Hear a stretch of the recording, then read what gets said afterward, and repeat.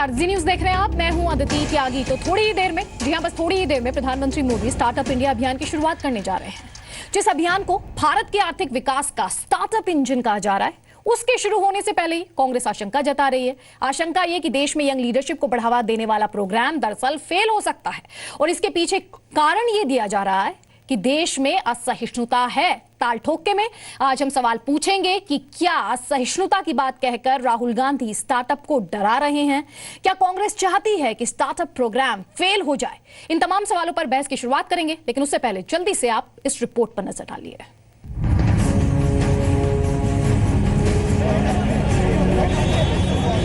That you will fail on the economy side, you will fail on the startup side. We are launching Startup India that will encourage innovation and enterprise.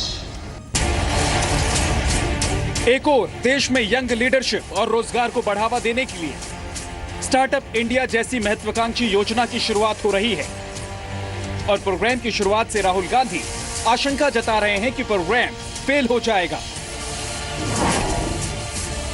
Can't build businesses, build the economy on one hand and say we are going to be intolerant on the other hand. Startup के मौके पर जब दुनिया की नजरें भारत पर है, उसी मौके पर देश में असहिष्णुता की बात उठाकर क्या राहुल नए कारोबारियों को डराने की बड़ी कोशिश नहीं कर रहे? You will fail on the economy side, you will fail on the startup side. जिस स्टार्टअप प्रोग्राम की तारीफ खुद देश के राष्ट्रपति करते हैं, जिस प्रोग्राम के लिए राष्ट्रपति मानते हैं कि इस पर भारत काफी देर से जागा है और इसके लिए वो खुद भी जिम्मेदार हैं, क्योंकि वो खुद भी प्रशासन में रहे हैं। स्टार्टअप प्रोग्राम की शुरुआत से पहले ही उसके फेल होने की आशंका जता देना क्या सवाल नहीं उठाता कि राहुल सिर्फ विरोध की राजनीति करते हैं? So you can't build businesses, build the economy on one hand and say we are going to be intolerant on the other hand. It won't happen. You'll see that you will fail on the economy side, you will fail on the startup side if you're intolerant. और क्या startup के राजनीतिक विरोध के लिए ही राहुल ये तक कह जाते हैं कि जरा बिहार में कारोबार शुरू करके देखो, जहां खुद कांग्रेस सरकार में शामिल है। Maharashtra has got quite a good record. Karnataka has an exceptional record, probably the best in the country. Uttar Pradesh and Bihar, I mean, try starting up a business there and see what happens to you. So it's also state specific. Some of my friends from Bihar and Uttar Pradesh will know what I'm talking about. Is there anyone from Uttar Pradesh and Bihar? Here you are. Rahul Gandhi ने जिस startup programme के fail होने की आशंका जताई है, वो बड़े शहरों में पहले ही रफ्तार पकड़ चुका है।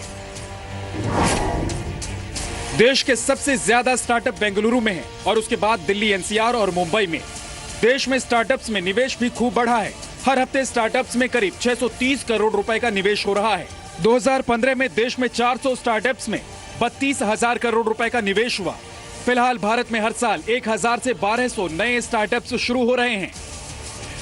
जिस प्रोग्राम से भारतीय उद्यमियों की नई पीढ़ी तैयार होने और देश को आगे ले जाने की उम्मीद है, उसके बारे में राहुल की सोच से सवाल है कि कांग्रेस स्टार्टअप अभियान के लिए असहिष्णु क्यों है? क्या राहुल असहिष्णुता की बात उठाकर नए कारोबारियों को डराना चाहते हैं? स्टार्टअप प्रोग्राम की शुरुआत से पहले ही उसके फेल होने की आशंका क्यों? क्या राहुल सिर्फ विरोध की राजनीति करते हैं? और इन सभी सवालों पर चर्चा करने के लिए हमारे साथ कई खास मेहमान हैं। बीजेपी की तरफ से हमारे साथ प्रभात झा साहब हैं। प्रभात झा, आपको बता दें, बीजेपी के उपाध्यक्ष हैं, मध्य प्रदेश से राज्यसभा के सदस्य हैं। दिसंबर 2012 तक मध्य प्रदेश बीजेपी के वो अध्यक्ष थे। साथ ही बीजेपी के मुखपत्र कमल संदेश के एडिटर भी वो हैं। हमारे साथ कांग्रेस पार्टी की तरफ से रीता बहुगुणा जोशी हैं। रीता बहुगुणा जोशी कांग्रेस की प्रवक्ता हैं, लखनऊ कैंट से कांग्रेस की एमएलए हैं, यूपी कांग्रेस की अध्यक्ष रह चुकी हैं, कांग्रेस की उपाध्यक्ष भी वो रह चुकी हैं। हमारे साथ इकोनॉमिस्ट विजय सरदाना साहब भी रहेंगे, जाने माने अर्थशास्त्री हैं, और साथ ही पोल्ट्री फेडरेशन ऑफ इंडिया के एडवाइजर हैं, एग्री बिजनेस कमेटी के वो चेयरमैन रह चुके हैं।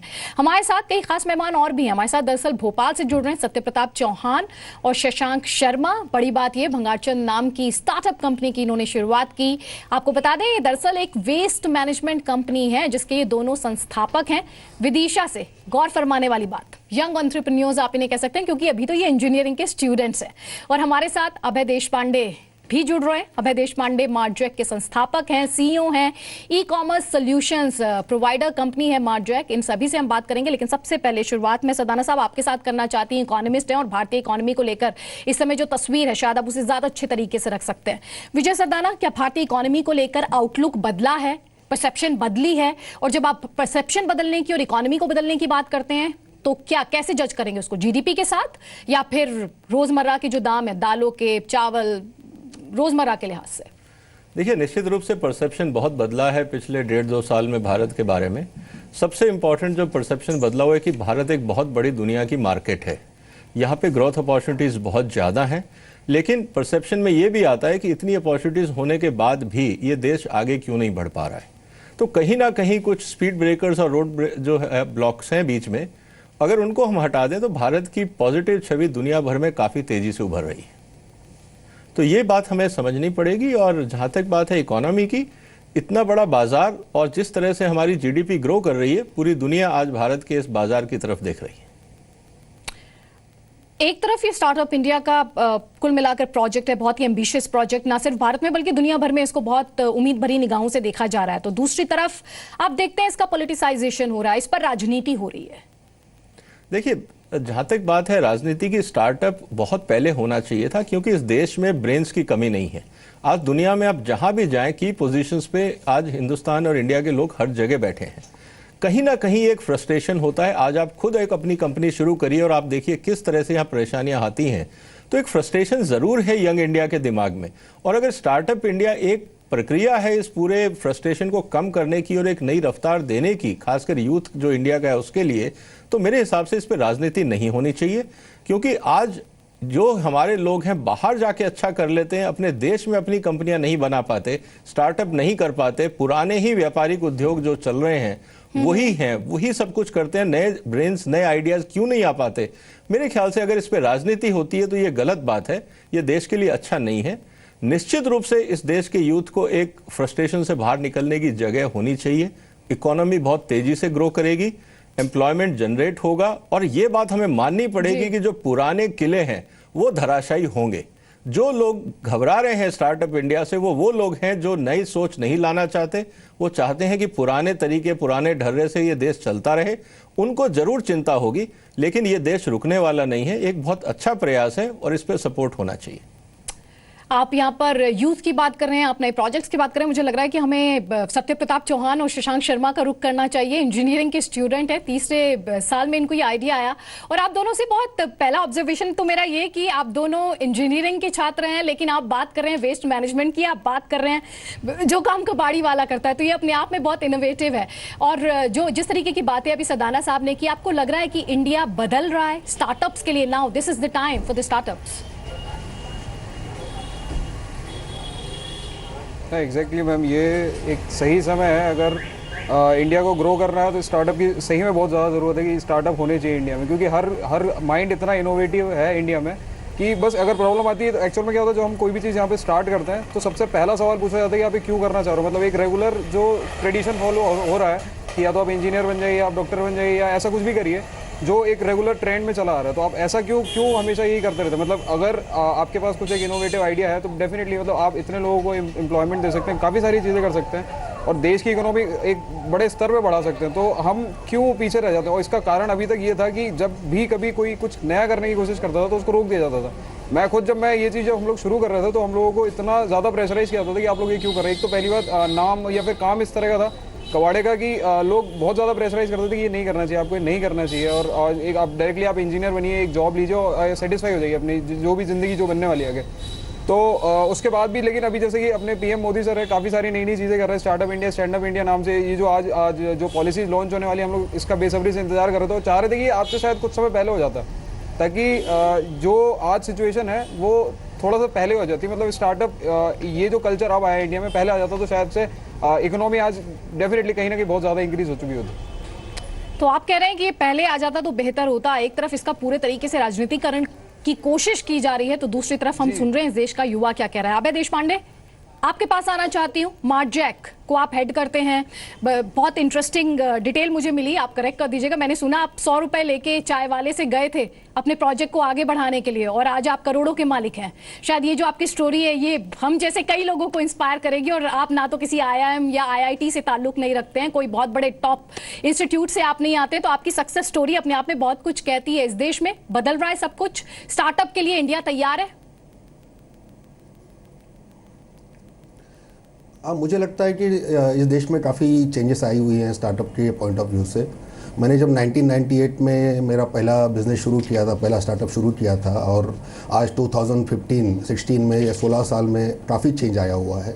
98 में जब हमने शुरू किया था तो लोग पूछते थे कि जनरली स्टार्टअप किसी को पता भी नहीं था, ना कोई वेंचर फंडिंग, एंजल इन्वेस्टमेंट, ये सब चीज़ें किसी को पता भी नहीं थी। मुझे लगता है कि पिछले 17 साल में काफ़ी चेंज आया हुआ है। वो पूरा स्टार्टअप का एक इकोसिस्टम इस देश में बन गया है। हज़ारों लोग सामने आ रहे हैं नई नई आइडियाज़ लेके और कुछ करने की एक उम्मीद लेके सामने आए हुए हैं। अगर आप देखोगे पिछले 4-5 साल में इस देश में 8 से 9 बिलियन डॉलर कंपनीज बनी हैं, जो कि ऐसे लोगों ने बनाई है जिनके पास कोई बैकग्राउंड नहीं था बिजनेस का, जिन्होंने पहली बार अपना जॉब छोड़ा या कोई डिग्री छोड़ी। उसमें से कुछ लोग तो ऐसे हैं जिनका एज 22 से 23-24 साल का है।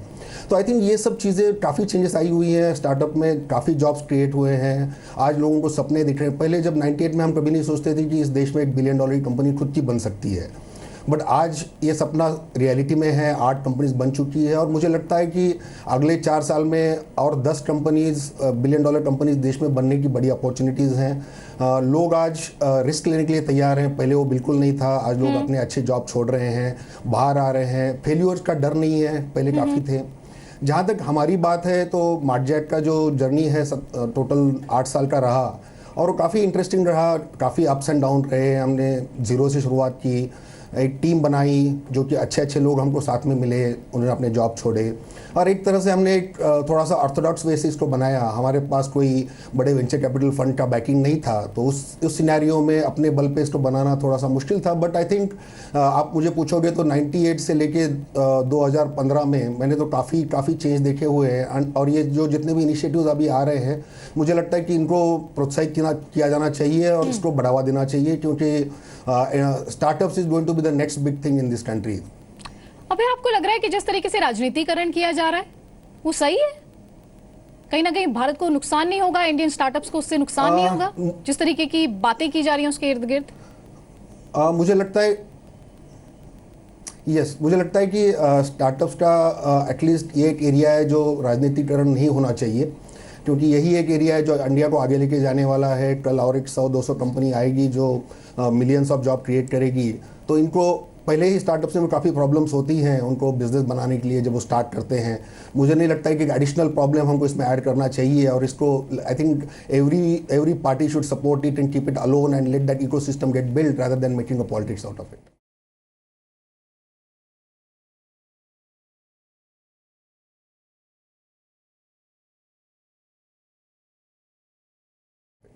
रीता बहुगुणा जोशी, आप सुन रही हैं यंग एंटरप्रेन्योर क्या सोच रहे हैं इस समय, जो लोग इन्वॉल्व हैं इसमें वो क्या सोच रहे हैं, लेकिन कांग्रेस पार्टी असहिष्णुता पर ही अटकी हुई है।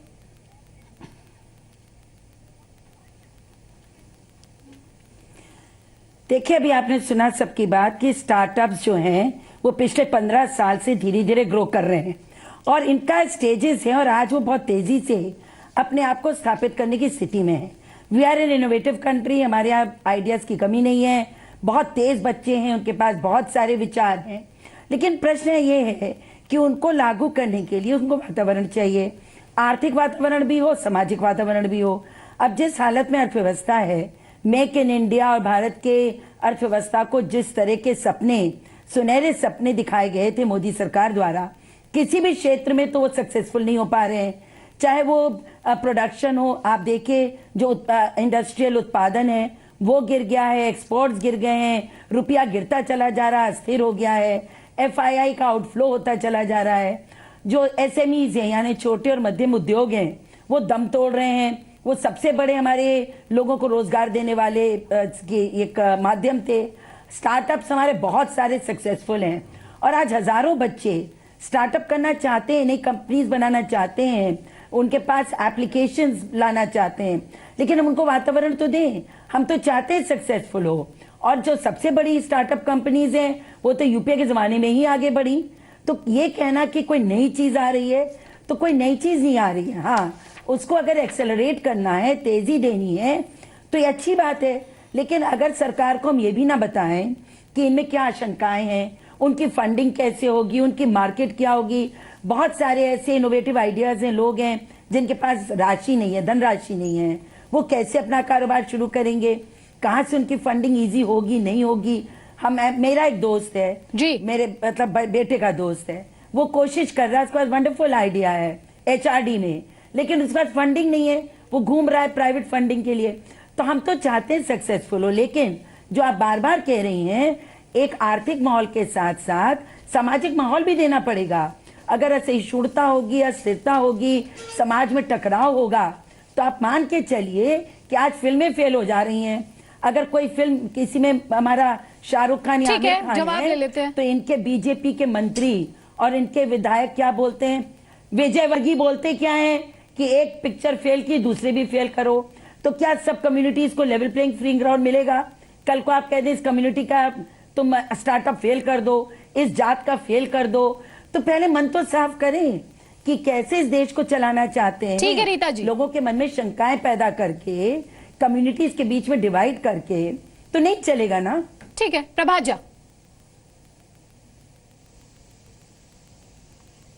देखिए, मैं तो यहां ये कहना चाहता हूं अदिति जी, देश में अभी के जो राष्ट्रपति हैं वो पहले वित्त मंत्री थे, और वित्त मंत्री जी ने कहा कि स्टार्टअप इंडिया अभियान शुरू होने से पहले कल राष्ट्रपति प्रणब मुखर्जी ने कहा भारत इस पर देर से जागा है, इसके लिए मैं स्वयं को जिम्मेदार मानता हूं।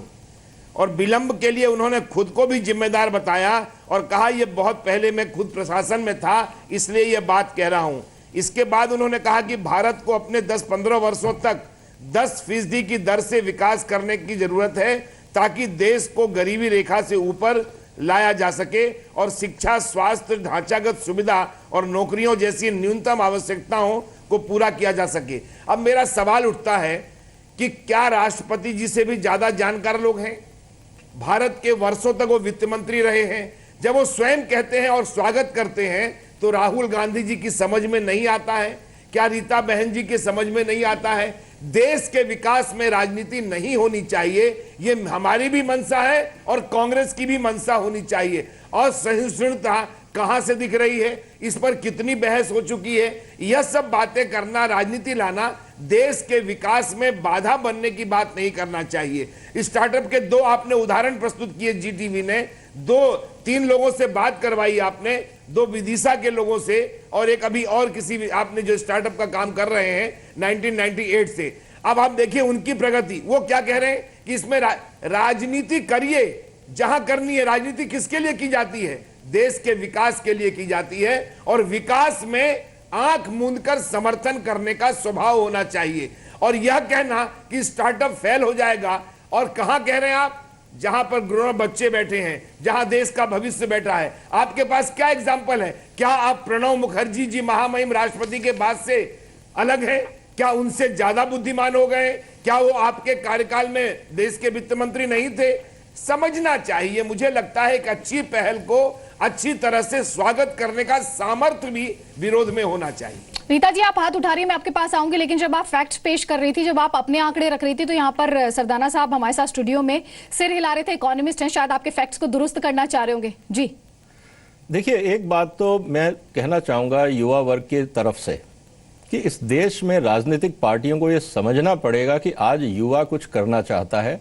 ओछी राजनीति से युवाओं को ग्रस्त मत करिए। आपके समय में क्या हुआ, बीजेपी क्या कर रही है, अल्टीमेटली आज डेवलपमेंट की हर आदमी चाहता है, हर आदमी को रोजगार चाहिए, हर आदमी अपॉर्चुनिटी देख रहा है। जहां तक बात है राजनीतिकरण की, आप कोई एक मुद्दा ऐसा रख दीजिए इस देश में जहां पे आप राजनीति ना करें। आप असहिष्णुता की बात कर रहे हैं, आप उसको स्टार्टअप से लिंक कर रहे हैं। मुझे लगता है कि देश का युवा जो भी आज इकोनॉमिक डेवलपमेंट और उसकी अपॉर्चुनिटी के बीच में आएगा, वो राजनीतिक दृष्टि से साइडलाइन हो जाएगा। आप इस बात को मानिए। सिर्फ ऑपोजिशन होने के नाते आपको सिर्फ ऑपोजिशन ही करना है, यह सोच बदलनी पड़ेगी। और नहीं तो मेरा यह मानना है कि इस देश का युवा जो उनके रास्ते में आएगा उसको उखाड़ फेंकेगा। चाहे वो नए बिजनेस के लोग हों या नए विद्यार्थी हों, हर आदमी अपॉर्चुनिटी देख रहा है। प्लीज रास्ते में मत आइए, प्रोत्साहन दीजिए, क्रिटिसाइज मत करिए। कमियां दिखती है गाइड करिए, लेकिन for the sake of criticism criticise मत करिए, ये आपके लिए नुकसानदायक होगा। रीता जी, बहुत सीधी सी बात यहाँ पर सरदाना जी कह रहे हैं, वो ये कह रहे हैं कि विरोध के लिए राजनीति मत कीजिए, सिर्फ विरोध के लिए विरोध मत कीजिए आप। मैं पूरे सम्मान के साथ सरदाना जी से कहना चाहती हूँ कि स्टार्टअप्स के हम पक्ष में हैं, युवाओं को आगे लाने के पक्ष में हैं।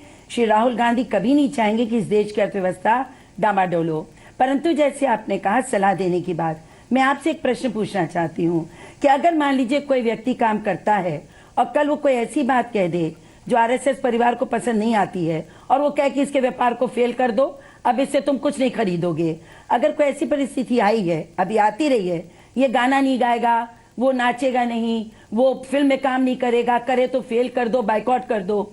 तो मेरा आपसे ये कहना है, नए लोग हर कम्युनिटी में, हर कास्ट में है, अगर वो मान लीजिए कल को कास्ट वॉर शुरू हो जाए, एक आपको माहौल देना पड़ेगा। देखिए, इट्स अ सजेशन कि आप एक माहौल दीजिए, आर्थिक माहौल भी दीजिए और आप सामाजिक माहौल भी दीजिए। अब मेक इन इंडिया का क्या हो रहा है? क्यों मैन्युफैक्चरिंग सेक्टर इतना गिर रहा है? क्यों आज प्राइवेट सेक्टर रो रहा है, परेशान हो रहा है? एसएमईज का क्या हाल है? तो देखिए, हम बोले भी ना, अगर हम बोले तो आप कहेंगे विघ्न उत्पन्न कर रही हैं, तो ये गलत बात है। आखिर आप बताइए कि स्किल डेवलपमेंट प्रोग्राम किसने शुरू किया? ठीक है। स्टार्टअप्स को देख के, या नई टेक्नोलॉजी में जरूरत पड़ेगी, यूपीए सरकार ने शुरू किया था, तो आप एक्सेलरेट करिए। हम तो चाहते हैं स्टार्टअप बहुत सक्सेसफुल हो, युवाओं को रोजगार मिले, पर अगर हमारी हर बात को आप राजनीति से जोड़ेंगे, मैं कहती हूँ बीजेपी को रोक देना चाहिए। मैडम, आप राजनीति में धर्म को ना लाएं। जब कोई बात होती है वो खुद धर्म को बीच में ले आते हैं। मैडम, आप एक बात समझिए, इस देश का नागरिक बहुत जागरूक है। ऑयल प्राइसेस सुन लीजिए ना रीता जी, सुन लीजिए, आप बात सुन लीजिए, वो इकोनॉमिस्ट है, उनका किसी पॉलिटिकल पार्टी से लेना देना नहीं है। बात सुन लीजिए। आप भी क्यों बोल रहे हैं फिर? मेरा निवेदन आपसे ये है, तो आप भी मत बोलिए। वो जागरूक है, वो जागरूक है, अपने आप समझेगा। मैं वही आपसे कह रहा हूं कि आप इस देश के नागरिक को इतना अनजान मत समझिए कि किसी के कहने से वो पिक्चर नहीं देखा गया या माल नहीं खरीदेगा।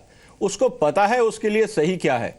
जब वो देश में सरकारें बदल सकता है, उसको पता है कि कौन इंसान, कौन एमपी सही है, कोई एमएलए सही है। उसको ये भी पता है कि कौन सी पिक्चर देखनी है और कौन सी नहीं देखनी है। वो किसी के बहकावे में नहीं आने वाला है। हाँ, जैसे आप बाकी पॉलिटिकल पार्टी स्टेटमेंट देती रहती है, ऐसे रूलिंग पार्टी वाले भी देते रहते हैं। तो मेरा ये कहना है कि आप पॉलिटिकल स्टेटमेंट्स को हकीकत से मत जोड़िए। हर आदमी का एग्जिस्टेंस किसी ना किसी बात से है। किसी नेता को स्टेटमेंट दे के अपना एग्जिस्टेंस प्रूव करना पड़ता है। इसका मतलब ये नहीं है कि देश उसके कहने से चलेगा।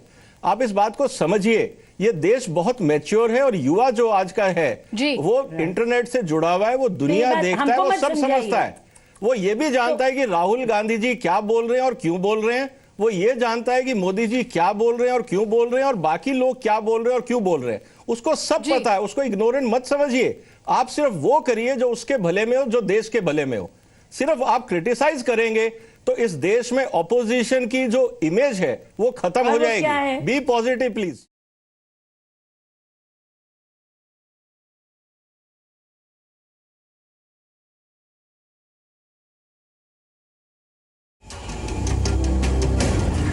तो आपसे बस थोड़ी देर बाद प्रधानमंत्री मोदी स्टार्टअप इंडिया को लॉन्च करने जा रहे हैं, की शुरुआत करने जा रहे हैं। और यहां पर सवाल हम पूछ रहे हैं ताल ठोक के में आज कि क्या स्टार्टअप इंडिया पर कांग्रेस इतनी असहिष्णु क्यों है, और साथ ही क्या सिर्फ विरोध की राजनीति करते हैं राहुल गांधी, क्योंकि आज बड़ा बयान उनकी तरफ से आया स्टार्टअप को लेकर। कई खास मेहमान लगातार हमारे साथ बने हुए। प्रभात झा हमारे साथ हैं बीजेपी की तरफ से, रीता बहुगुणा जोशी कांग्रेस पार्टी की तरफ से हमारे साथ हैं, विजय सरदाना साहब इकोनॉमिस्ट हैं, इकोनॉमी पर इससे बेहतर वॉइस नहीं हो सकती, आवाज नहीं हो सकती। और साथ ही आपको बता दें हमारे साथ कई एंटरप्रेन्योर्स हैं, यंग। जी हाँ, हमारे साथ एक तरफ तो हमारे साथ हैं अभय देशपांडे जी, और साथ ही सूर्य प्रताप चौहान और शशांक शर्मा हमारे साथ हैं। सूर्य प्रताप, आपसे बात नहीं हो पाई थी, आपके पास में आती हूँ। आप इस डिबेट में भी आए हैं, आप लोगों से जाकर मिल भी रहे हैं, आप अपना एक प्रोजेक्ट चलाते भी हैं। ये राजनीतिकरण जो आज आप इस डिबेट में देख रहे हैं, क्या आपको वो सब बातें महसूस होती हैं जब आप ग्राउंड पर जाते हैं, लोगों से मिलते हैं, अपने प्रोजेक्ट को लेकर मिलते हैं? क्या आपको भी वो सहिष्णुता महसूस होती है? आपको लग रहा है ये अननेसेसरीली पॉलिटिसाइज करने की कोशिश है, राजनीतिकरण किया जा रहा है एक प्रोजेक्ट का जो कि इकोनॉमी के लिहाज से गुड है? नहीं, एक्चुअली इसमें मैं बिल्कुल कहना चाहूँगा, इस जो स्टार्टअप एक ऐसा प्रोग्राम था जिसमें मतलब सभी एंटरप्रेन्योर्स को लग रहा था कि इसमें पॉलिटिकली कुछ इन्वॉल्व नहीं होगा, मतलब ऐसा क्रिटिसिज्म नहीं होगा जैसे कि अभी मिस्टर गांधी कर रहे हैं। लेकिन मतलब जैसे हम ग्राउंड पे जाते हैं, लोगों को सच में लगता है कि हमें सर्विस की ज़रूरत है। अभी जैसे मैम ने बताया कि फंडिंग की प्रॉब्लम आ रही है उनको, किसी को कोई भी एंटरप्रेन्योर ऐसा नहीं है जिसको स्टार्टिंग में फंडिंग की प्रॉब्लम ना आती हो। अगर आप फंडिंग की प्रॉब्लम के कारण रुक रहे हैं तो आप एक रियल एंटरप्रेन्योर नहीं। फंडिंग आज तक हमें भी नहीं मिली हुई, लेकिन हम 6 महीने से सर्वाइव कर रहे हैं मार्केट में। तो इसका मतलब ये नहीं है कि फंडिंग नहीं मिल रही है तो इसका गवर्नमेंट के कारण नहीं मिल रही है फंडिंग। ये आपके आइडिया, आपके जो पोटेंशियल है उसके ऊपर डिपेंड करता है। सभी एंटरप्रेन्योर्स को एक बात जरूर कहना चाहूँगा कि आप कस्टमर के पीछे भागिए, इन्वेस्टर के पीछे मत भागिए। आपको फंडिंग जरूर कभी ना कभी जरूर पक्का मिलेगी। प्रभात जी, आप रीता बहुगुणा जोशी लगातार दो बातें कह रही हैं। एक तरफ वो आर्थिक माहौल की बात कर रही हैं, दूसरी तरफ वो सामाजिक माहौल की बात कर रही हैं। क्यों इररेस्पॉन्सिबल, क्यों हम गैर जिम्मेदाराना बयानबाजी लगातार बीजेपी की तरफ से देखते हैं? कोई आकर किसी की फिल्म पिटवाने की बात करता है, किसी की फिल्म हिट कराने की बात की जाती है। क्यों इतनी इररेस्पॉन्सिबल बयानबाजी हम देख रहे हैं, जबकि देश कितनी सारी अच्छी परसेप्शन बदल रही है, देश को लेकर काफी कुछ बदल रहा है। आप सुन रहे हैं कि यंग माइंड्स क्या इस समय महसूस कर रहे हैं, बहुत पॉजिटिव फील कर रहे हैं। तो ये इस तरीके का नकारात्मक बयानबाजी क्यों? हमारा सीधा मानना है, जैसे सरदाना जी ने कहा कि युवा सब समझता है और उसके दिमाग के साथ खेलने की कोशिश कोई भी करेगा। क्या मेरे कहने से या मेरे बयान देने से युवा बदल जाएगा? मैं नहीं मानता। वो समझदार है, वो दुनिया की दौड़ में आगे आना चाहता है, और अगर आगे आना चाहता है तो वो मैं उसको रोक नहीं सकता हूं। मैं ऐसे बयानों को भी बहुत प्रोत्साहन देने के पक्ष में नहीं हूं और ऐसे बयान नहीं देना चाहिए, लेकिन अगर कोई देता है तो युवा बदल जाएगा, मैं ये नहीं मानता। सामाजिक माहौल, आर्थिक माहौल, देश के बेरोजगारी को दूर करने का, बैंकिंग पद्धति से उनको लाभ पहुंचाने का, हर साल 1200 से 1500 स्टार्टअप हो रहे हैं। आज अमेरिका में क्या स्थिति है? 80,000 स्टार्टअप हैं, 83,000 तक पहुंच गए हैं। हम आज 10,000 पर अटके हुए हैं, 12,000 पर अटके हुए हैं। हमको बढ़ना होगा, और देश के विकास के साथ अगर कोई भी खिलवाड़ करेगा, मैं भी खिलवाड़ करूंगा। मेरी पार्टी की सरकार नहीं है, ये देश की सरकार है। पार्टी तो आएगी और पार्टी की सरकार बनती है, लेकिन सरकार सबके लिए काम करना चाहती है। भारत का एक सपना है कि वो देश का सिरमौर बने, और उसमें सबका सहयोग चाहिए। रीता बहुगुणा का भी चाहिए, राहुल गांधी की आवाज चाहिए। लेकिन राहुल जी आज जब देख रहे हैं कि देश में भारत के प्रधानमंत्री स्टार्टअप योजना की शुरुआत कर रहे हैं, तो क्या बयान दे रहे हैं देश के भविष्य के साथ? ऐसे बयानों से उनकी स्वयं की पोल खुलती है कि वो देश के विकास का विरोध कर रहे हैं। ऐसा उनको नहीं करना चाहिए। मैं ईश्वर से प्रार्थना करूंगा कि उनको सद्बुद्धि दे। लेकिन प्रभात जी, आपको भी ये समझने की जरूरत है, बयानबाजी वो चाहे कांग्रेस पार्टी की तरफ से हो या फिर वो बीजेपी आपके अंदर से हो, कहीं ना कहीं इमेज देश की खराब होती है। सरदाना जी हमारे साथ है। विजय सरदाना जी, हम ब्रेक के दौरान भी डिस्कस कर रहे थे, परसेप्शन बहुत मायने रखती है। आज के इंटरनेशनल मार्केट में अगर आप जाएंगे तो परसेप्शन बहुत मायने रखती है। और इस बीच अपने दर्शकों को हम लगातार तस्वीरें दिखा रहे हैं। प्रधानमंत्री पहुंच चुके हैं, आपसे बस थोड़ी ही देर बाद स्टार्टअप इंडिया को वो लॉन्च करेंगे, और इसी पर आज हम ताल ठोके में बहस भी कर रहे हैं। और सरदाना जी, एक बार फिर से आपके पास आती हूँ। परसेप्शन मायने रखती है जब इस तरीके की बयानबाजी होती है, फिर चाहे वो किसी की तरफ से हो, सरकार के भीतर से हो, पार्टी के भीतर से हो, या विपक्ष की तरफ से हो, परसेप्शन तो बिगड़ती है, छवि तो बिगड़ती है। बिल्कुल। देखिए, 3 हफ्ते पहले, मैं आपको एक लाइव केस देता हूं। 3 हफ्ते पहले मैं वॉशिंगटन में था। एक फूड सिक्योरिटी के मुद्दे पे चर्चा हो रही थी। वहां एक बांग्लादेश के अधिकारी ने मेरे से पूछा कि इंडिया में इतना इंटॉलरेंस क्यों है। मेरे लिए वो शॉकिंग स्टेटमेंट था। मैंने कहा, मैं वहां से आ रहा हूं, वहां ऐसा कुछ नहीं होता है जितना आप अखबारों में देख रहे हैं। लेकिन मेरा ये कहना है दोनों पॉलिटिकल पार्टीज को, अगर आप नेगेटिव स्टेटमेंट देते हैं तो जो आपके दुनिया में कॉम्पिटिटर्स हैं वो उसका गलत फायदा उठाते हैं, वो भारत की इमेज खराब करने की कोशिश करते हैं। क्योंकि इन्वेस्टमेंट सबको चाहिए। वो आपके जैसे बांग्लादेश या पाकिस्तान या जो भी आपके साथ अच्छे संबंध नहीं चाहते वहां के अधिकारी, वो दुनिया में बाकी लोगों को कहेंगे कि साहब आप इंडिया में क्यों जा रहे हो, वहां तो देखो इस तरह से प्रॉब्लम क्रिएट हो रही है, आपका प्रॉब्लम होगा। तो मेरा रिक्वेस्ट है सारी पॉलिटिकल पार्टी से कि कम से कम देश हित में, आपके मतभेद हैं, आपकी राजनीति आपको करनी है, करिए, लेकिन कम से कम देश को बदनाम मत करिए। देश इतना खराब नहीं है जितना आप लोग प्रोजेक्ट करने की कोशिश कर रहे हैं। असहिष्णुता की आप बात करते हैं, सामाजिक दृष्टि की बात करते हैं, हम भी समाज में रहते हैं, हमें वो नहीं दिखता जो राजनीतिकों को दिखता है। हम भी समाज में घूमते हैं, हम भी किसानों के बीच में घूमते हैं, हम भी कस्टमर के बीच में घूमते हैं, और देश में 20 दिन में ट्रेवल करता हूं। जो बयानबाजी आती है हमें खुद ताजुब होता है कि ये कहां हो रहा है, जिस तरह की बयानबाजी हो रही है। कहने का मतलब ये है कि थोड़ा सा मैच्योर होने की जरूरत है पॉलिटिकल सिस्टम को। राजनीति करिए, अच्छे मुद्दों पे करिए। Good economics is good politics. Negative politics समाज नकार देगा। वक्त बदल गया है। आप देखिए सोशल मीडिया कैसे रिएक्ट करता है। आप एक गलत स्टेटमेंट दे दीजिए और देखिए देश का युवा कैसे रिएक्ट करता है। आप समझिए, मेरे ख्याल से टाइम आ गया है जब पॉलिटिकल सिस्टम को भी मैच्योर होने की जरूरत है। उनको भी जागने की जरूरत है कि ये भारत 1947 का नहीं रहा, ये भारत लेफ्टिस्ट फिलॉसफी का नहीं रहा, ये बदल चुका है देश। अब जाग जाइए, नहीं तो आने वाले समय में जैसे व्यापार बदल रहा है, राजनीति भी बदलेगी और पुरानी विचारधारा को ये देश नकार चुका है। हम जितना जल्दी इसको समझेंगे उतना राजनीति के लिए भी अच्छा है और देश के लिए भी अच्छा है। रीता बहुगुणा जोशी, आपके पास मैं आ ही रही हूं, लेकिन तस्वीरें भी अपने दर्शकों को लगातार दिखा रहे हैं। प्रधानमंत्री पहुंच चुके हैं। स्टार्टअप इंडिया बहुत ही एम्बिशियस प्रोजेक्ट है, प्रधानमंत्री के दिल के बेहद करीब है। सीधे तस्वीरें हम आप तक पहुंचा रहे हैं, कई खास मेहमान हमारे साथ बने हुए हैं।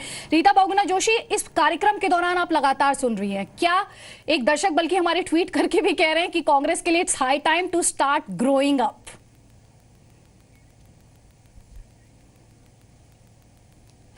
मैं ये कहना चाहूंगी, सरदार जी ने सारी बात हमारी कह दी खुद ही।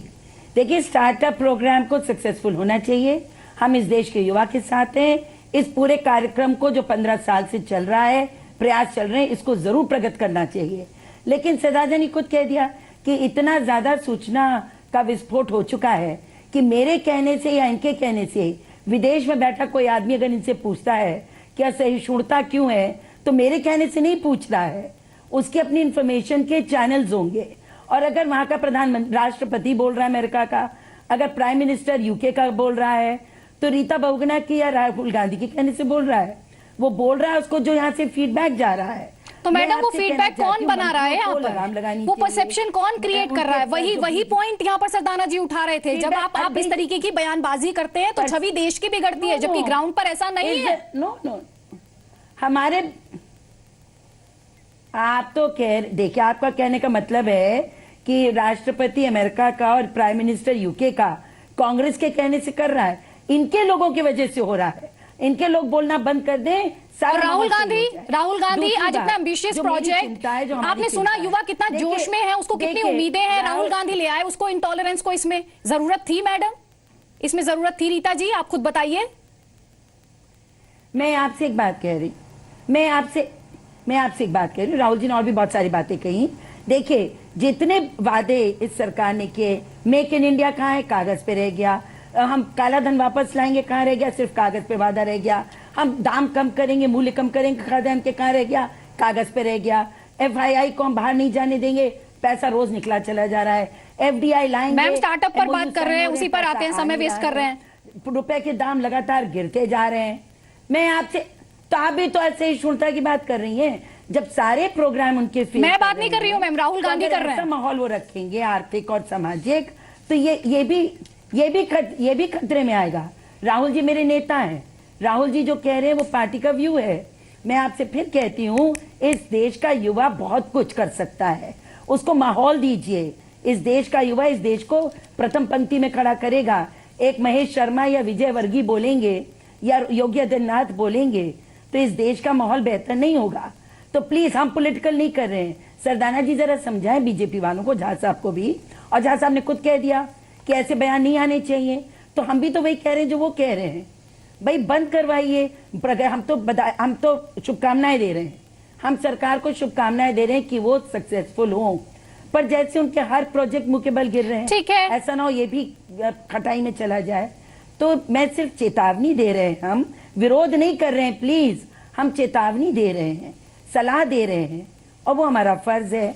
मैं भी एक प्रोफेशनल हूँ, मेरा लड़का भी प्रोफेशनल है। ठीक है मैम, जवाब ले लेते हैं प्रभात झा जी से। प्रभात जी, मिडिल क्लास फैमिली जी। हाँ जी मैम, मैं ब्रेक पे जाना है, जल्दी से प्रभात जी की बात सुन लेते हैं जी। देखिए, मैं रीता जी से फिर निवेदन करूंगा कि इसको राहुल गांधी जी ने जो आज कहा है उसके बारे में कुछ नहीं बोल रही हैं वो। क्या उनको ऐसा बोलना चाहिए था? अगर कोई योजना शुरू हो रही है, प्राइम मिनिस्टर कर रहे हैं, तो उसका कुछ दिन वेट तो करिए। आज ही आप उसके पैरेलल बयान दे रहे हैं और उन युवाओं के बीच में कर रहे हैं जो स्टार्टअप योजना के तहत। आज देश देखना चाहता है, देश प्रगति चाहता है, देश का युवा चाहता है भारत सिरमौर बने। ऐसे बयानों से नुकसान होता है। मैंने पहले भी कहा रीता दीदी कि आप कोई भी हो, कोई मैं दूं गलत बयान या कांग्रेस दे, ऐसे समय में ऐसा बयान नहीं देना चाहिए किसी को भी। वो देश के कांग्रेस के उपाध्यक्ष हैं, आप ही ने कहा कि नीति निर्धारण करते हो। क्या कांग्रेस ने ये नीति बनाई है कि स्टार्टअप का विरोध करेंगे? क्या उसके शुरू होने के पहले ही कहेंगे कि वो फेल हो जाएगा? मुझे लगता है ये अच्छी परंपरा नहीं है। देश के विकास में सबको सहभागी करना होगा। 125 करोड़ का देश कांग्रेस और भाजपा नहीं देखता है। नरेंद्र मोदी जी सबका विकास, सबका साथ लेकर बात करते हैं, इसलिए मैं ये निवेदन कर रहा हूं। प्रभात जी, ये बात तो आपकी पार्टी के अंदर के लोगों को भी समझनी होगी ना, आपको भी उनकी लगाम खींचनी होगी। हमारी शुभकामनाएं हैं आपके साथ। निश्चित नहीं, निश्चित तौर से समझेंगे, सब लोगों समझेंगे और ये विकास के मामले में सबको समझाना पड़ेगा। लेकिन राहुल गांधी जी का आज ये बयान आना, ये मन को ठेस पहुंचाता है कि एक तरफ प्रधानमंत्री देश के युवाओं के विकास की बात करते हैं, अरुण जेटली जी कहते हैं कि बैंकिंग सिस्टम से हम उनको फायदा दिलवाएंगे, बेरोजगारी दूर करेंगे। हो भी रहा है। आपने स्वयं अपने चैनल पर 2-3 लोगों को बुलाया है, वो स्टार्टअप योजना की प्रशंसा कर रहे हैं, कह रहे हैं कि नहीं आगे हमें निवेश मिलेगा, हमें तो कस्टमर की चिंता करनी चाहिए। ऐसी बातें, देश का विकास जिसमें है उसमें राजनीति किसी भी दल को नहीं करना चाहिए।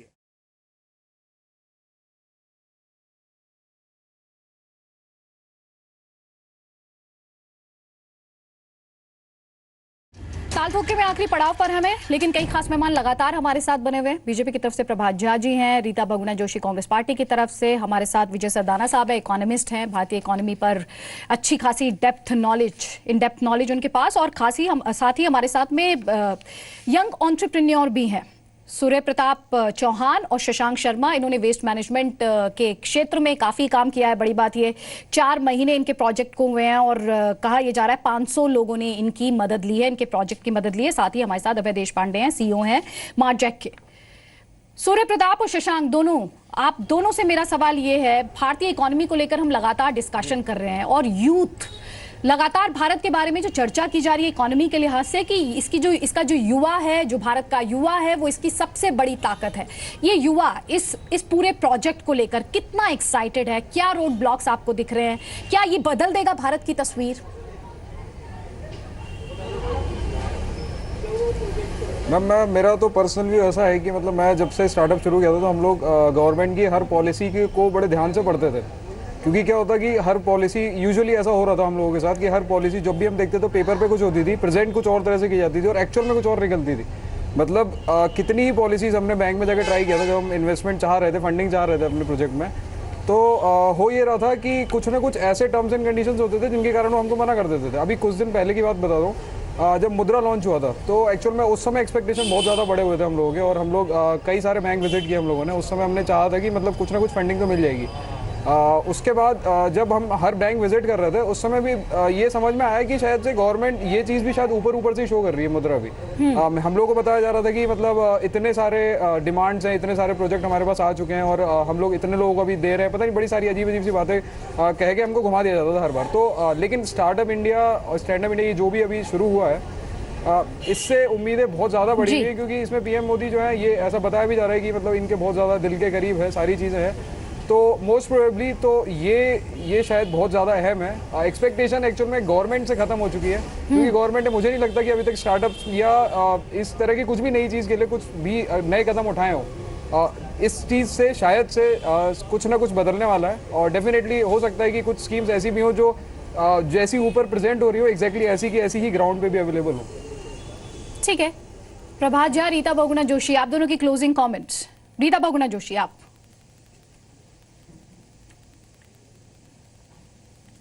देखिए, ईज टू डू बिजनेस सबसे महत्वपूर्ण बात है, जो मैंने शुरुआत में कहा था कि फंड कहाँ से आएगा, मार्केट क्या होगी, इन नए एंटरप्रेन्योर्स को बहुत प्रोत्साहित करने की आवश्यकता है। मैं सोचती हूँ और चाहूंगी और आशा करती हूँ कि आज जो घोषणाएं होंगी वो कागज पे नहीं रह जाएंगी, रेड टेपिज्म में नहीं फंस जाएंगी, और जो लोग हैं उन तक, एंटरप्रेन्योर्स तक पहुंचेगी। हमारी शुभकामनाएं इस योजना के साथ हैं, परंतु ये वक्त पे हम मूल्यांकन करेंगे कि कैसे आगे बढ़ी। प्रभात झा, कोई चीज कागज पर नहीं है रीता जी। बातचीत में राजनीति नहीं होनी चाहिए, राजनीति के प्लेटफॉर्म पर राजनीति होनी चाहिए। स्टार्टअप योजना की आपने शुभकामनाएं दी और मैं जानता हूं कि ऐसी शुभकामनाएं आपको देनी ही पड़ेगी। अच्छे काम को अच्छा कहने की सामर्थ्य हम सब में होना चाहिए, यही इस अवसर पर मैं कहना चाहूंगा। शुक्रिया प्रभात झा, रीता बहुगुणा जोशी, आप दोनों का फिलहाल बहुत बहुत शुक्रिया।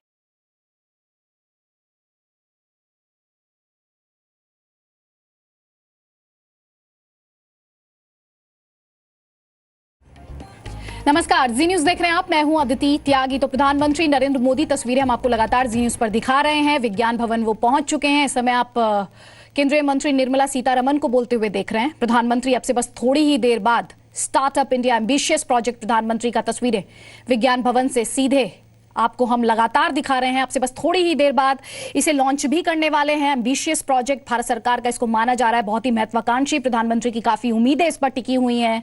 अरुण जेटली वित्त मंत्री, उन्हें भी आप देख पा रहे हैं, बड़ा ऐलान उनकी तरफ से किया गया कि इसके साथ ही लाइसेंस राज खत्म हो जाएगा। तो क्या कुछ प्रधानमंत्री बोलेंगे, हर किसी की निगाहें इस पर टिकी हुई हैं। वहां पर हम आपको लेकर चलेंगे जैसे ही प्रधानमंत्री बोलना शुरू करेंगे। लेकिन तस्वीरें लगातार जी न्यूज पर आप देख पाएंगे। हमारे साथ इस पूरे प्रोजेक्ट को समझने के लिए, एक तरीके से आप कह सकते हैं स्टार्टअप की एबीसी को समझाने के लिए कई खास मेहमान बने हुए हैं। हमारे साथ विजय सरदाना साहब हैं, इकोनॉमिस्ट हैं वो। हमारे साथ तीन खास मेहमान हैं। हमारे साथ भोपाल से सूर्य प्रताप चौहान और शशांक शर्मा। बड़ी बात ये, अभी ये इंजीनियरिंग के छात्र हैं, पढ़ाई इन्होंने पूरी नहीं की है, लेकिन वेस्ट मैनेजमेंट के लिहाज से बड़े कदम इन्होंने उठाए हैं। इनका प्रोजेक्ट चल रहा है, 500 परिवारों की इन्होंने अभी तक मदद की है। और भूले नहीं, सिर्फ 4 महीने ही हुए हैं इन्हें अपने इस काम को शुरुआत किए हुए। पिछले 4 महीने के आंकड़े मैं आपको दे रही हूँ। और हमारे साथ अभय देशपांडे हैं, CEO हैं स्मार्ट जैक के। तो अभय जी, आपके पास आ जाती हूँ। प्रधानमंत्री, बहुत ज्यादा उम्मीदें उनकी इस पर टिकी हुई हैं। आप एक एक्सपीरियंस्ड आइडेंटिटी हैं इस फील्ड में। जब स्टार्टअप इंडिया की बात होती है, उस लिहाज से इंडिया आपको कहां पर खड़ा दिखाई देता है, ये देखते हुए कि कभी 100 रुपए आपको अपने एक चाय वाले से लेने पड़े थे, आज आप करोड़ों रुपए के मालिक हैं। कहां पर खड़ा है इंडिया स्टार्टअप के लिहाज से? स्टैंड अप करने की स्थिति में है? हाँ आदित्य जी, मेरा ये कहना है कि इस देश में स्टार्टअप्स के दिन आ चुके हैं। मुझे लगता है कि जब हमने 17 साल पहले शुरुआत की थी, जब स्टार्टअप शुरू किया था, और आज के इसमें काफ़ी फ़र्क आ चुका है। उस ज़माने में जब हमने 98 में जब शुरुआत की थी, तो इसका एक ओवरऑल सोशल इकोनॉमिकल एक्सेप्टेंस था ही नहीं। जो हमने देखा है कि तब लोग बोलते थे कि तुम क्या कर रहे हो, बिजनेस कर रहे हो, किसी को स्टार्टअप समझ में नहीं आता था। बट आज हम देख रहे हैं कि काफ़ी नए एंटरप्रेन्योर्स, नए लोग मार्केट में आ रहे हैं, नई नई आइडियाज़ लेके आ रहे हैं और बड़े बड़े सपने देख के आ रहे हैं। मुझे ये लगता है कि एक एंटरप्रेन्योर जब उतरता है, जब कुछ करना चाहता है, तो वो बाकी बेनिफिट्स के बारे में सोचता नहीं है। वो ये नहीं सोचता कि उसकी मदद कौन करेगा। मुझे नहीं लगता कि मैंने मेरे दोनों स्टार्टअप से कभी सोचा कि मुझे गवर्नमेंट से कोई हेल्प चाहिए या मिलेगी। एक पैशन रहता था कि हमें एक कोई प्रॉब्लम सॉल्व करना है, एक वैल्यू बनानी है, साथ में अगर कोई हेल्प मिलती है तो अच्छी बात है, नहीं तो हम अपना खुद का रास्ता खुद ढूंढ लेंगे। तो मुझे लगता है कि वो काफ़ी चेंजेस आ चुकी है इंडिया में। पूरा स्टार्टअप इकोसिस्टम काफ़ी अच्छी तरह बिल्ड हो चुका है। आज हज़ारों एंजल इन्वेस्टर्स हैं जो रिस्क लेने के लिए तैयार है, नए आइडियाज़ पे पैसा डालने के लिए तैयार है। और इसलिए हम देख रहे हैं कि आपका रिपोर्ट देख रहा था मैं कि 650 करोड़ हर हफ्ते स्टार्टअप्स में इन्वेस्ट हो रहे हैं। और ये तो आपका ऑफिशियल नंबर है। काफ़ी छोटे स्टार्टअप्स होते हैं जहाँ पे लोग छोटा छोटा अमाउंट लगाते हैं, मुझे लगता है कि इससे डबल अमाउंट होगा वो। तो आज एक एक्सेप्टेंस आ चुका है इसका। लोग अपने बड़े जॉब छोड़ के ये रिस्क लेने के लिए तैयार है। बट मुझे लगता है कि जो एंटरप्रेन्योर होता है वो डेफिनेटली जब स्टार्टअप करने की सोचता है तो ये नहीं सोचता है कि उसको क्या मदद, क्या बेनिफिट मिलेगा। उसका तो एक पैशन होता है कि मुझे इस प्रॉब्लम को सॉल्व करना है, मुझे इस चीज़ को बड़ा बनाना है और मैं अपने बलबूते पे कर लूँगा। अभी इस प्रोग्राम की वजह से थोड़ा सा बेनिफिट डेफिनेटली ऐड होगा कि जो लोग बॉर्डर पे बैठे हुए हैं, जो अभी भी सोच रहे हैं मैं करूँ ना करूँ, तो उनको लगेगा कि मुझे तो ओवरऑल इकोसिस्टम से सपोर्ट मिलने के चांस है और वो और एक नया जनरेशन अंदर आ सकता है। बट हमने डेफिनेटली जो देखा हुआ है कि इंडिया में आज कम से कम 200 से ऊपर वेंचर फंड्स हैं, हज़ारों एंजल इन्वेस्टर्स हैं, तो वो पूरा इकोसिस्टम बन चुका है। और सक्सेस स्टोरीज भी इंडिया ने देखी है, आज जी। से 3 साल पहले नहीं थी, आज हमने देखा, मैंने आपको जी। पहले भी बताया कि जी। $8 बिलियन कंपनी बन चुकी है बिल्कुल। और 10 बनने वाली है। तो मुझे लगता है वो हम इकोसिस्टम के टिपिंग पॉइंट पे पहुंच जी। चुके हैं और I am going to see a very big future for this. और सर, आप अपने आप में सबसे सक्सेस स्टोरी, आप अपने आप में मिसाल है। अभय देशपांडे जी जी न्यूज पे बैठे हुए हैं, अपनी बात रख रहे हैं, उससे बड़ी बात क्या हो सकती है? एक्सपीरियंस्ड एंटिटी से अब रुक कर लेते हैं यंग एंटिटी का, यंग एंटरप्रेन्योर्स का, उनको इससे क्या एक्सपेक्टेशंस हैं? सूर्य प्रताप, शशांक, प्रधानमंत्री इसको लॉन्च करने वाले हैं, क्या बदलेगा आपके लिए? आपके पास ऑलरेडी आप शुरुआत कर चुके हो, आप किस लिहाज से इसको देख रहे हो? आपके लिए कितना बदले? क्या कुछ आसान होने जा रहा है? आपके एक्सपेक्टेशंस क्या, उम्मीदें क्या हैं?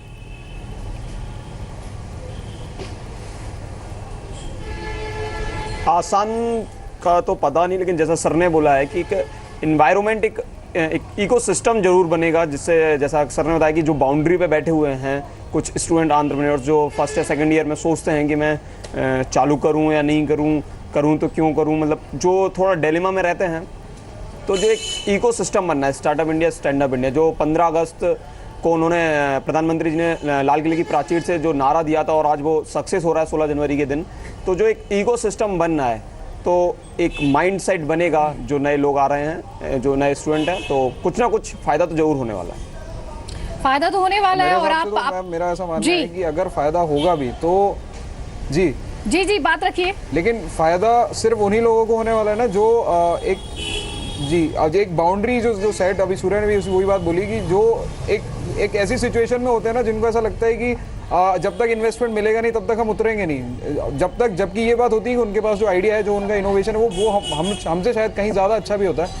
ऐसे लोगों के लिए ये पॉलिसी बहुत ज़्यादा मददगार होने वाली है और हो सकता है कि ऐसी मदद मिलने के बाद वो लोग बहुत ज़्यादा बड़ा कैरियर अपना जो है बहुत बड़ा बिजनेस खड़ा कर पाएँ और बहुत काफ़ी लोगों को जॉब दे पाएँ। मेरे हिसाब से बस ये है। लेकिन वो लोग जो आज से पहले, जैसे कि सर ने भी आज से 17 साल पहले जो जिस चीज़ की शुरुआत करी थी, उस समय उनके पास कुछ भी नहीं था, लेकिन वो भी इस चीज़ को कर पाए, और वो इसीलिए कर पाए क्योंकि एक जुनून था, एक पैशन था, एक ज़ील थी जो उन्होंने उस समय इस चीज़ को शुरू किया। उनने बिल्कुल नहीं सोचा होगा कि इन्वेस्टमेंट मिल पाएगा, फंडिंग मिल पाएगी, गवर्नमेंट हेल्प करेगी या नहीं करेगी। बस एक जुनून होता है जो एक एंटरप्रेन्योर को बोलता है कि नहीं, आपको करना है एनी हाउ, अगर गवर्नमेंट है सपोर्ट में तो ठीक है, नहीं है तो भी मैं करूँगा, मैं बस करके रहूंगा। अच्छा ये बताइए, एक बात जरूर कहना चाहूंगा। जी रखिए अपनी बात रखिए। 5 फरवरी 2015 के टाइम पे हमें आइडिया आया, मतलब हमने 2-3 महीने इसको मतलब थोड़ी प्लानिंग करी पूरा। 14 मार्च 2015 को जब हमने लॉन्च किया था जब अपना स्टार्टअप, तब हमारे जेब में सिर्फ 1000 रुपए थे। तो ना तो ऐसा कुछ है कि इस एंटरप्रेन्योर्स के लिए फंडिंग कोई रुकावट है, अगर आपको करना है तो करना है, आपको मार्केट में उतरना है तो उतरना है, फंडिंग अपने आप ही आती है अगर आपके अंदर पैशन होगा, आपके अंदर जुनून होगा। अच्छा आप दोनों, गवर्नमेंट अगर मदद कर सकती है तो सिर्फ इस लेवल पे कर सकती है कि जी पूरी कीजिए बात, फिर मैं आपसे सवाल पूछूंगी, कीजिए पूरी बात। मैम, गवर्नमेंट मैम अगर मदद कर रही तो सिर्फ उन लोगों के लिए कर रही जो एक थ्रेशोल्ड लेवल पे है, जो अपने माइंडसेट को इतना नहीं बना पा रहे हैं कि उनको आगे बढ़ना है। ये शायद से आगे बड़ा इजी होने वाला है, क्योंकि आज भी जैसे कि अगर किसी को क्रिकेटर बनना है तो बड़ा आसान नहीं होता, मतलब कि आप मतलब सोच लो कि बस बनना है और मतलब मैं निकल जाऊँ, इतना आसान नहीं होता, बहुत सारे प्रेशर होते हैं हर तरफ से। ये एक एंटरप्रेन्योर के लिए अब आसान हो जाएगा क्योंकि उसको मालूम होगा कि कई लोग हैं, गवर्नमेंट भी है एटलीस्ट, जो उसको सपोर्ट करेगी। एनी हाउ एक बैकहैंड रहता है साथ में, तो उन लोगों के लिए बिल्कुल मदद मिलने वाली है। और शायद हमको इसलिए मदद मिलने वाली है क्योंकि हम अभी अर्ली हम लोगों ने शुरुआत किया, लेकिन अगर ये नहीं भी होता तो भी डेफिनेटली हम लोग आगे जाते, मतलब कैसे भी करके will just stand there with it. जी सूर्य प्रताप और शशांक, आपको जो युवा इस समय देख रहे हैं, जिन्हें स्टार्टअप प्रोजेक्ट से बहुत ज्यादा उम्मीदें हैं, वो कहीं ना कहीं वो जानते हैं आप उनसे एक्सपीरियंस के लिहाज से, अनुभव के लिहाज से आगे हैं। जिस तरीके के प्रॉब्लम्स आते हैं इन स्टार्टअप्स में, उनका सोल्यूशन क्या है, वो आपसे ये जरूर सुनना चाह रहे होंगे इस समय।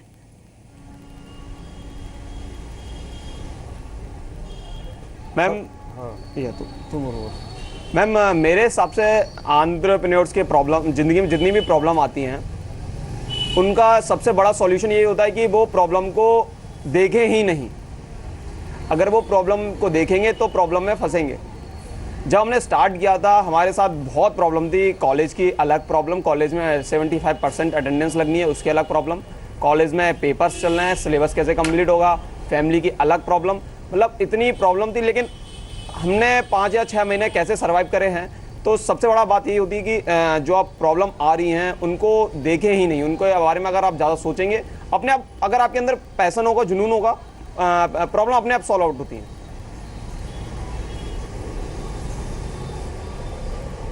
शशांक, इनिशियल लेवल पे जब हम शुरुआत करते हैं ना मैम, तो कुछ भी नहीं होता। एक जी बात पूरी करें आप। सिर्फ एक वर्चुअल वर्ल्ड होता है, मतलब आपके दिमाग में एक वर्ल्ड होता है। जी मैं वही बोल रहा हूँ मैम, एक वर्चुअल वर्ल्ड होता है आपके सामने, जिसको आपको डिज़ाइन करना होता है। आपको सोचना होता है कि इसमें मैं क्या चेंजेस कर सकता हूँ, क्या अच्छा कर सकता हूँ। और जब आप आइडिया लेके बैठते हैं, आप लोगों ने डिस्कस कर लिया, आप लोगों ने एक टीम है, अगर हम 2 लोग बस डिस्कस करके बैठ गए कि हाँ ऐसा करना है, अब वो बात आती है कि अब इसको इम्प्लीमेंट करना है। सबसे पहली प्रॉब्लम यही है कि इम्प्लीमेंटेशन के लिए हिम्मत है कि नहीं आपके अंदर, वो ज़ील है कि नहीं मेरे को ये करके दिखाना है, I will present it to the ground.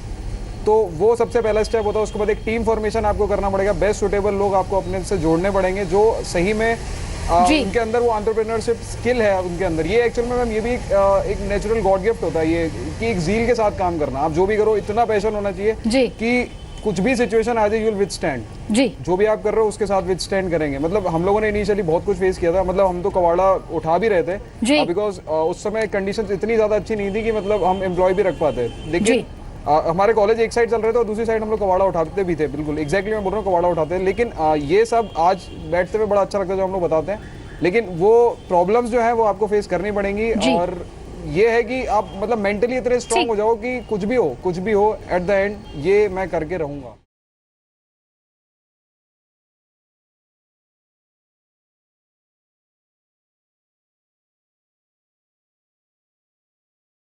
अब से बस थोड़ी ही देर में प्रधानमंत्री मोदी स्टार्टअप इंडिया को लॉन्च करने जा रहे हैं। जैसे ही वो बोलना शुरू करेंगे हम आपको वहां पर लेकर जाएंगे, लेकिन तस्वीरें लगातार हम आपको जी न्यूज पर दिखा रहे हैं। कितनी ज्यादा एक्साइटमेंट वहां पर विज्ञान भवन में भी है। प्रधानमंत्री लोगों से मिलते हुए पूरी तल्लीनता के साथ, एक तरीके से कहिए लोगों की बात सुनते हुए। हमारे साथ भी कई खास मेहमान बने हुए इस पूरे प्रोजेक्ट को तफसील से आपको समझाने के लिए, एक तरीके से कहिए इसकी ABC आपको समझाने के लिए। विजय सदाना जी आपके पास आना चाहती, इकोनॉमिस्ट हैं आप। हमारे दर्शकों को, हर कोई इस समय आपको जो देख रहा है उसको एकदम ए से आप बताइए स्टार्टअप्स क्या होते हैं और क्या कोई भी इनकी शुरुआत कर सकता है? क्या पता आज आप किसी के करियर को नई दिशा दे दें। निश्चित रूप से देखिए, स्टार्टअप एक अपॉर्चुनिटी है। जब भी हम अपनी डेली लाइफ में कोई ना कोई प्रॉब्लम फेस करते हैं तो हर प्रॉब्लम का सॉल्यूशन इस समाज को चाहिए। उस सॉल्यूशन को ढूंढना ही अपने आप में एक स्टार्टअप है। हर चैलेंज जो आपकी लाइफ में आता है या जो आपको दिक्कतें आती हैं, आप उसमें एक बिजनेस अपॉर्चुनिटी ढूंढिए, क्योंकि वो आपके पास अकेले की दिक्कत नहीं है। ऐसे हजारों लोग होंगे जो उस दिक्कत को झेल रहे होंगे या उस समस्या से जूझ रहे होंगे।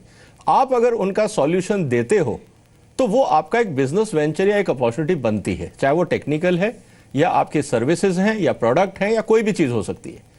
दूसरी जो सबसे बड़ी बात यह है कि जब भी आप इस आइडिया पे काम करना शुरू करते हैं कि इस प्रॉब्लम का सॉल्यूशन क्या है, उसमें एक कमर्शियल एंगल भी निकलता है।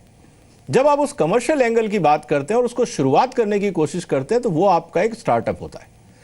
और उस स्टार्टअप को आप जब भी प्लान करें, ये देखें कि कितने लोगों का आप भला कर सकते हो उस आइडिया से या उस सॉल्यूशन से। जितना बड़ा आप स्पेस देखेंगे, जितना आप अपने आइडिया को रिफाइन करेंगे, सक्सेस ऑफ स्टार्टअप उतनी ज्यादा होगी। तो इसलिए जब भी आप समाज में या अपने आसपास कोई चुनौती देखें या कोई चैलेंज देखें तो देखिए ये एक अपॉर्चुनिटी है स्टार्टअप के लिए। ठीक है। और उसको आप स्केल अप करने की कोशिश करें। हो सकता है कि आपके पास उसकी नॉलेज ना हो, लेकिन जैसा पहले भी कहा गया कि एक जुनून होना चाहिए। इंटरनेट पे आपको मिल सकता है, कॉलेजेस में मिल सकता है, एडवाइस मिल सकती है, हर तरह के सपोर्ट सिस्टम आपको मिल सकता है। और सक्सेस ऑफ स्टार्टअप और जो इन्वेस्टमेंट और फंडिंग की हम बात कर रहे हैं, ये देखिए कि आप अपने स्टार्टअप को कितना स्केल अप कर सकते हैं। आपके स्टार्टअप में स्केलिंग अप का जितना ज्यादा पोटेंशियल होगा उतना ज्यादा आपको फंडिंग मिलेगा, क्योंकि इकोनॉमी ऑफ स्केल, बिजनेस को सक्सेस बनाने के लिए इकोनॉमी ऑफ स्केल भी होना जरूरी है। ठीक है। एक आम आदमी जो आपको देख रहा है, सदाना जी, स्टार्टअप के लिए क्या क्या चाहिए? सबसे पहले मेरे पास एक कंप्यूटर हो जी, क्या मैं स्टार्टअप कर सकती हूँ? बिल्कुल कर सकते हैं। अगर आपको लगता है कि आपके मोहल्ले में सब लोग सब्जी खरीदते हैं, सब्जी बहुत महंगी है, अब आप एक ऐसा पोर्टल भी बना सकते हैं कि भाई जिस जिसको आलू चाहिए सब उसमें अपनी रिक्वायरमेंट डाल दीजिए। आप इकट्ठी डिमांड करके मंडी में जाइए, वहां से खरीद के आइए, मोहल्ले में बेचिए और अपना सर्विस चार्ज ले लीजिए। उनका भी फायदा, आपका भी फायदा। आप इसको स्केल अप कर सकते हैं। कहने का मतलब यह है कि जो भी चुनौती आपको लगती है कि लाइफ में ये मेरे लिए दिक्कत है, वो बाकी लोगों के लिए भी दिक्कत है, आप सॉफ्टवेयर बेस्ड भी बना सकते हैं, आप उनके लिए कुछ मार्केटिंग भी कर सकते हैं ई बेस्ड, क्योंकि आज कंप्यूटर है तो इंटरनेट कनेक्शन आपको मिल सकता है। अब आपके पास दो रिसोर्स है, आपके पास हार्डवेयर है, आपके पास इंटरनेट है और आपके पास एक आइडिया है।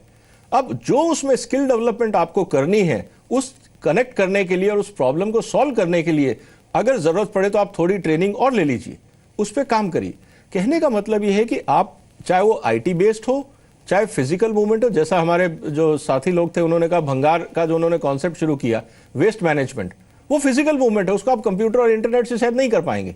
इसी तरह से और बहुत सारे चैलेंजेस हैं जिसको आप एड्रेस कर सकते हैं समाज में, चाहे वो एनवायरमेंटल इश्यूज हो, एजुकेशन के हो, हेल्थ केयर के हो, डेली सर्विसेज के हो। आज प्लम्बर नहीं मिलता, आज इलेक्ट्रिशियन नहीं मिलता, आप एक वो भी सिस्टम शुरू कर सकते हैं। भाई मोहल्ले में 5000 घर हैं, अब सबको प्लम्बर चाहिए, आप एक साइट बना दीजिए, हर एक से आप सर्विस चार्ज ले लीजिए, आपका स्टार्टअप हो गया।